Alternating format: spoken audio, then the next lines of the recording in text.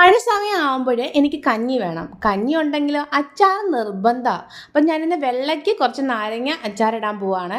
അതിന് വേണ്ടിയിട്ട് വാട്ടിയെടുക്കുക. നാരങ്ങ നല്ല പഴുത്ത നാരങ്ങ തന്നെ വാട്ടിയെടുക്കുക. നിങ്ങൾക്ക് ഇഷ്ടമുള്ള ഷേപ്പിൽ കട്ട് ചെയ്യുക.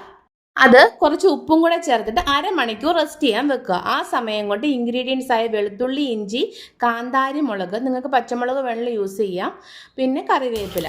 പാൻ അടുപ്പിൽ വെച്ച് നല്ല നാടൻ വെളിച്ചെണ്ണ ഒഴിച്ച ശേഷം ഉലുവയും കടുകും പൊട്ടിക്കുക, ഇഞ്ചി അരിഞ്ഞത് ചേർക്കുക, വെളുത്തുള്ളി ചേർക്കുക, കാന്താരിമുളക് ചേർക്കുക. കാന്താരിമുളക് ഇട്ട ശേഷം ഒന്ന് അടച്ചു വെക്കുക കേട്ടോ, അല്ലെങ്കിൽ പൊട്ടിത്തെറിക്കാൻ ചാൻസ് ഉണ്ട്. ലാസ്റ്റിൽ കുറച്ച് കറിവേപ്പിലയും ചേർക്കുക. ഇതെല്ലാം വഴന്ന് വരുമ്പോൾ അതിലേക്ക് ആവശ്യം മഞ്ഞൾപ്പൊടിയും കുറച്ച് പഞ്ചസാരയും ചേർക്കുക.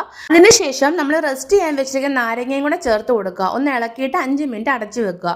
ആ നാരങ്ങയിലെ നീരൊക്കെ നല്ലതുപോലെ ഇറങ്ങിയിട്ടുണ്ടാവും കേട്ടോ. അപ്പോൾ എല്ലാവരും ഒന്ന് ട്രൈ ചെയ്ത് നോക്കുക. നാരങ്ങ അച്ചാറൊക്കെ ഇഷ്ടമുള്ളവരൊന്ന് ട്രൈ ചെയ്ത് നോക്കുക.